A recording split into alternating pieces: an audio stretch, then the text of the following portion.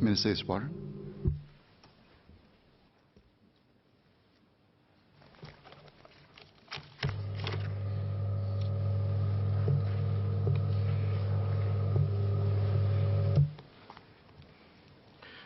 Thank you, Mr. Chairman. Mr. Chairman, may I first seek your permission to display some slides in the course of my... Yes, please. So this is my first Committee of Supplies since joining MCI last May. And I would like to thank all members for their support of the work of the Ministry of Communications and Information, and also for the diverse plurality of views that members have shared with us on the work of the Ministry. In my response, I will outline MCI's plans to secure Singapore's future in a digital age as part of the Ministry's broader mission to connect our people to opportunities, communities, and the government. SMS Janil Puthucheary will address cybersecurity and digital readiness, while SMS Sim Ann will do the same for media sector and government communications. And I will conclude with our plans for the libraries and the archives.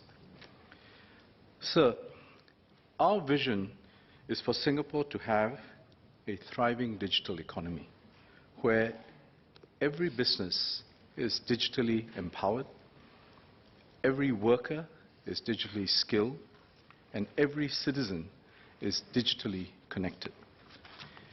Every enterprise, regardless of its size or stage of development, can use technology to innovate and grow.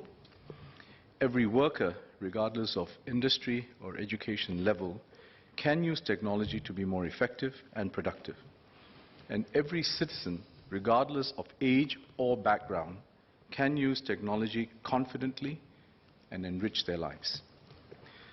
This vision is already being realized, sometimes in quite unlikely quarters of our economy and society.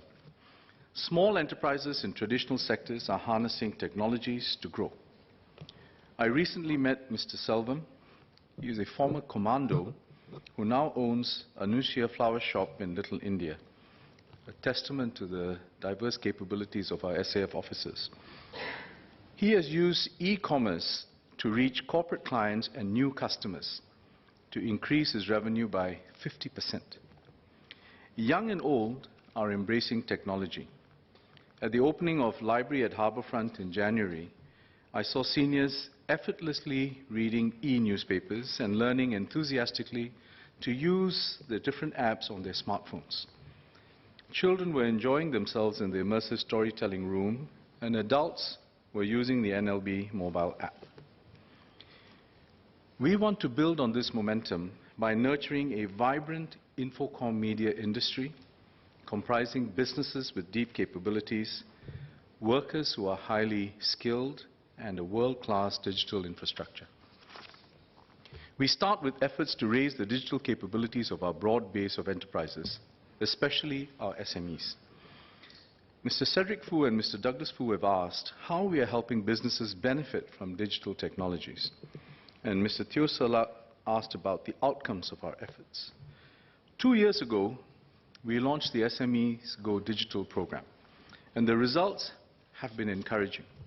To date, about 4,000 SMEs have benefited from this program, which provides access to step-by-step guides to go digital. Proven digital solutions are provided, and consultancy and project management services are also available. We have been adapting the SMEs Go Digital program to the changing needs of business. For instance, working with banks and telco partners, we launched the Start Digital Pack in January this year, so that digital solutions can be adopted by companies from the moment they are established. This way, businesses benefit from the very beginning, and they can also build on these digital foundations as they scale. We are also expanding the SMEs Go Digital program to meet the more complex needs of businesses as they scale. UNAG Logistics is an example. Reese and Gary Chung are brothers who own this local logistics and transportation company. They use a pre-approved cloud-based AI solution to optimize delivery routes and dynamically reassign drivers to new routes based on the capacity and locations of available vehicles. This has enabled them to increase their deliveries by 20% and revenue by 15%. And they are now extending the platform to fellow SMEs as well. By 2020, we will roll out AI and cloud-based solutions to every sector so that more businesses can benefit. Beyond the enterprise, we have also embarked on digital initiatives at the system level so that we can derive broader benefits. The nationwide e-invoicing network is one such initiative which IMDA launched in January this year. Invoicing is a key business function, but manual processing can be tedious and error-prone. With e-invoicing, businesses can streamline processes, increase accuracy, and improve cash flow. The government, on its part, is fully committed to this initiative and will prepare our system to receive e-invoices by this year. And I want to encourage all our businesses to use this nationwide network to improve their efficiency and to reduce their costs. Another example of a system-level initiative is Trade Trust, which aims to streamline and digitalize our trade processes. A common challenge in the trade and logistics sectors is the inefficiency of manual cross-border trade processes. Trade Trust is an initiative to develop a set of standards to help businesses securely exchange digital trade documents. It will enhance our attractiveness as a business hub and improve the efficiency of our trading and logistics sectors. IMDA and other government agencies are now working with industry partners to conduct proof of concept trials and will provide more details later. The digitalization of our businesses can succeed only if our workers too are equipped to effectively use digital technology. Many members, Mr. Cedric Foo, Mr. Teo Salak, Ms. Tin Pei Ling and Mr. Douglas Foo, have asked how we are preparing workers and growing our talent for the digital economy. And I agree with Mr. Teo Salak, it is a challenge. It's a challenge both of changing mindsets and developing the will to make the change happen. In 2016, we launched the Tech Skills Accelerator program to meet the growing demand for digitally skilled professionals. Since then, over 61,000 training places have been taken up or committed, which accounts for about a third, slightly more, of our total ICT workforce. These courses provide opportunities for non-ICT workers to switch into a tech career, as well as for current ICT workers to take on deeper tech roles. Mr. Xie Chaoyan is one of our graduates from TESA's Tech Immersion and Placement Program, which helps non-ICT workers move into the field. Through the program, he acquired software development skills which helped him make the transition from being an engineer in the oil and gas industry to a data engineer at Amaris AI, where he develops applications for clients. TESA also has a company-led training program where, as the name suggests, companies take the lead to train ICT workers. I recently visited Tunity Technologies, a local RFID, radio frequency ID, solutions provider. The SME has helped train and hire 6 workers through the program, including Ms. Yo Wanru. Through the program, Wanru learned skills in the Internet of Things domain and is now an IoT engineer. So we have seen good results from these programs, and I'd like to inform Ms. Tin Pei Ling that 90% of the beneficiaries continue to be in ICT roles. Many of them also stay with the same company they were placed in. We also conduct periodic reviews and work closely with key hirers of ICT professionals to assess the outcomes of our programs. Tech companies like Tunity play an important role in the training and growth of our ICT workers.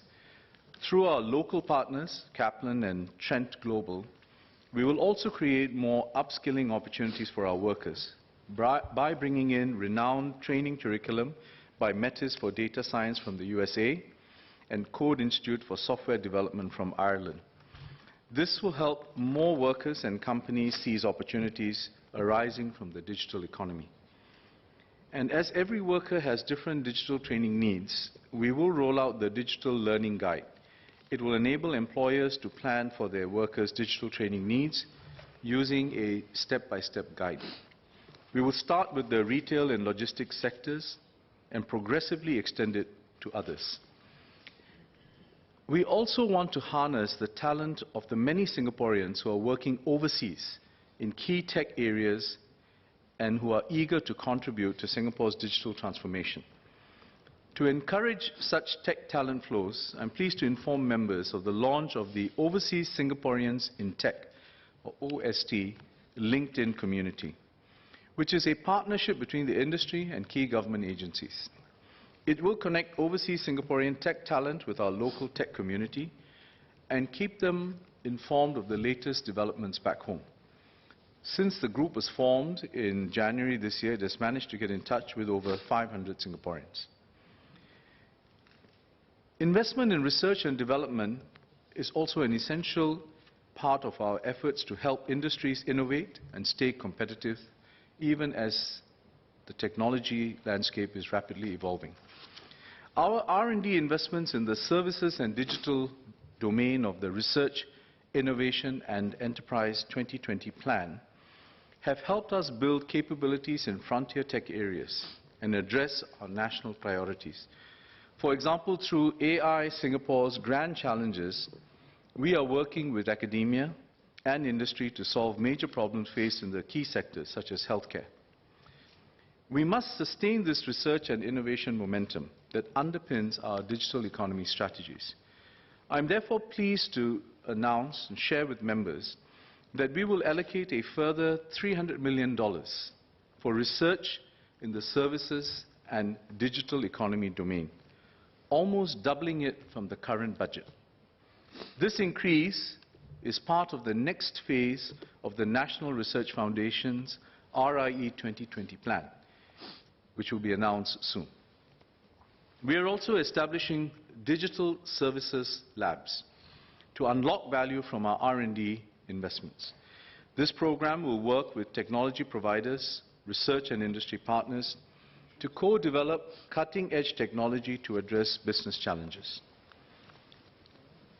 Effective regulations that keep abreast of change and innovation and world-class digital infrastructure underpin our digital economy vision. In that regard, we are reviewing our Electronic Transactions Act to cater for new business models, new technologies and national projects.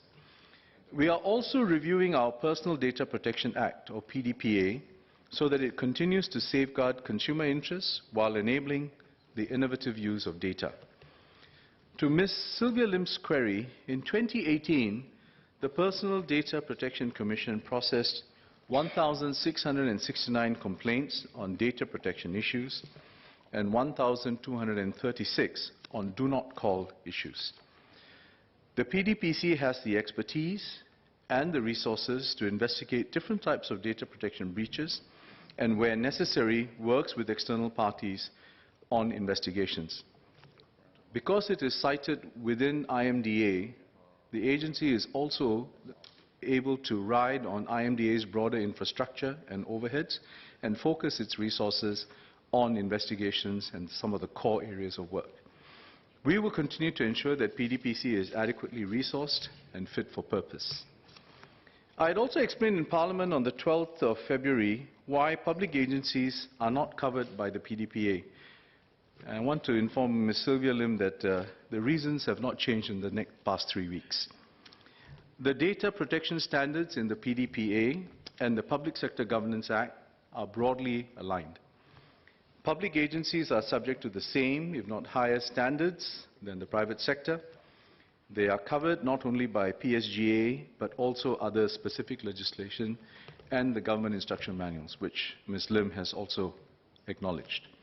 When necessary, PDPC helps to link individuals with the organization and its data protection officers to address specific data protection concerns that have been raised.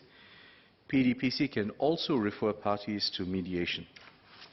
Mr. Muhammad Irshad asked about recourse available for individuals affected by data breaches. Individuals who suffer loss can seek legal advice on available recourse, including seeking compensation directly from the organization or by taking private action against the organization.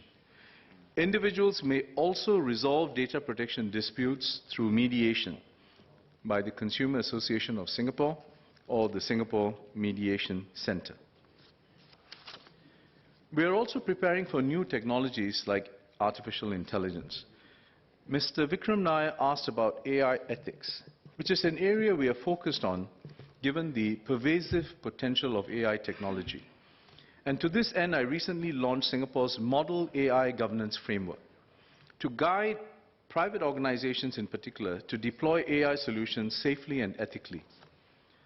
We have also established an advisory council on the ethical use of AI and data and launched a research program to advance discourse on legal and ethical AI issues. Ms. Lim San San will be happy to note that we are engaging partners like the Advisory Council, sector regulators, trade associations and chambers to promote the adoption of the framework. Our efforts in AI governance and ethics have also received international recognition as a World Summit on the Information Society Prizes 2019 champion. So this has been an acknowledgement at an international forum of the work that we are doing, but we are pressing ahead because the landscape is evolving. Mr. Ong Teng Koon's query on infrastructure. We aim to ensure that we have future-ready and globally competitive digital infrastructure, which is the bedrock of our digital economy. So we plan to commence the rollout of fifth-generation mobile networks, or what is more commonly known as 5G, by 2020 to maintain Singapore's competitive edge in connectivity. With 5G, businesses and citizens can experience peak data rates of up to 100 times faster than 4G, with up to 25 times lower latency and the ability to support up to 1,000 times more devices per square kilometer.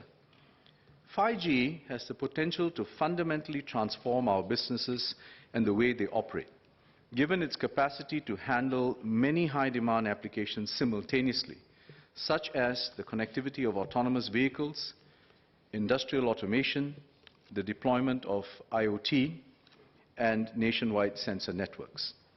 IMDA will launch a public consultation shortly to help us develop the right regulatory framework and policies for 5G, including the allocation of spectrum. On Mr. Cedric Fu's point, we are strong advocates for open cross-border data flows, which is essential if we are to fully harness the potential of technologies like artificial intelligence.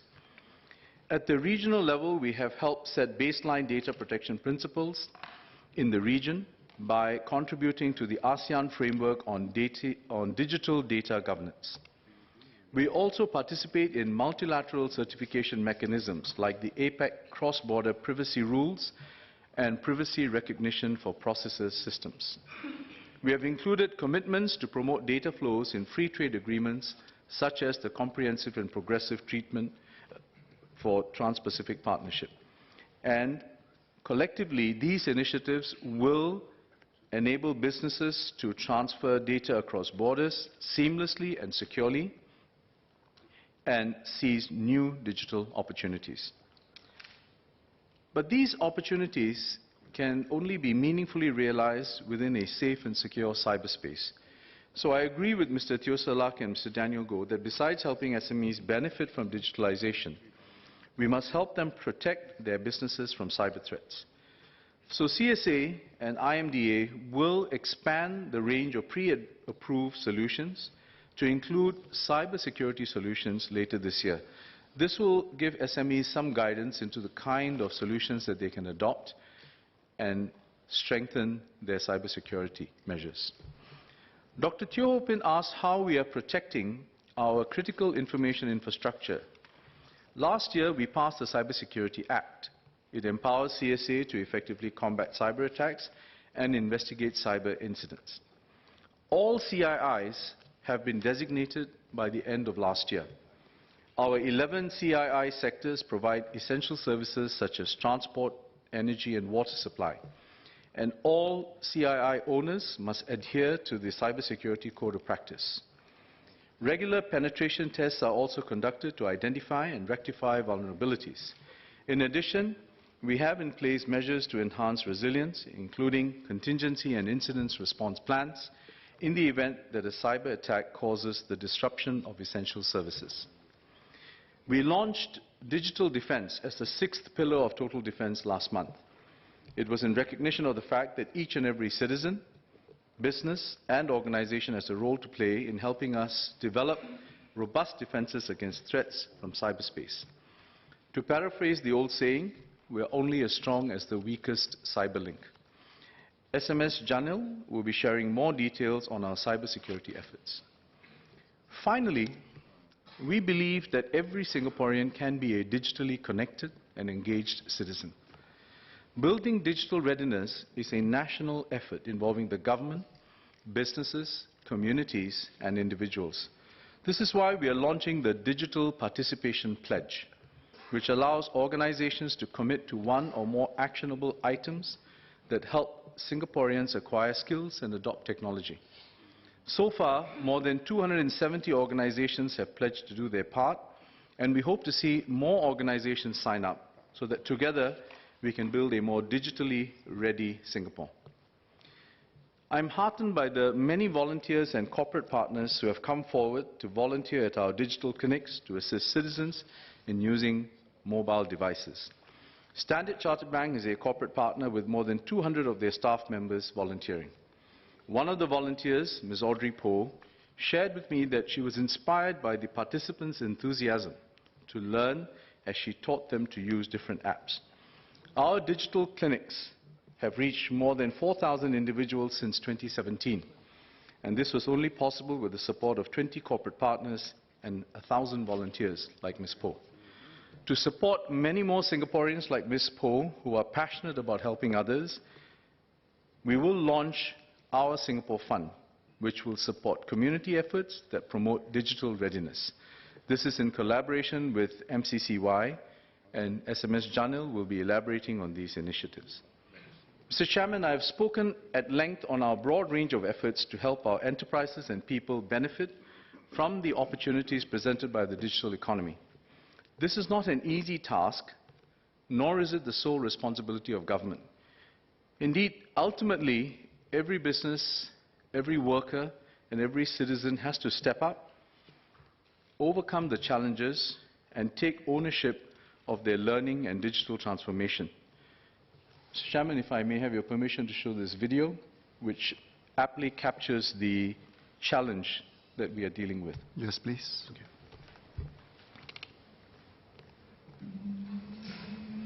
Some days, we have more questions than answers. Trying hard to keep up with technology. Confused. Frustrated. Disconnected. But the right spark can light the way forward. Buzzing with fresh ideas, we keep seeking, experimenting, designing, imagining. Sometimes it's not that we don't know. It's just that we haven't tried. With the right help, we learn and grow with every step, pushing the limits. We come back stronger and smarter. We breathe new life, defy old conventions, and inspire those around us, making things faster, simpler, better, as we prepare for our digital future. Together, we meet tomorrow. This is what my younger colleagues in the ministry call a bold or edgy video. So, Mr. Chairman, if I may conclude, the building of a vibrant digital economy in Singapore is a shared endeavour. And the video we have just seen highlights that there are challenges, whether we are individuals, workers, or small enterprises. In different ways, we are dealing with these challenges. And it also shows how we can collaborate and succeed. So let us work together as digitally empowered businesses, digitally skilled workers, and digitally connected citizens to realize that vision.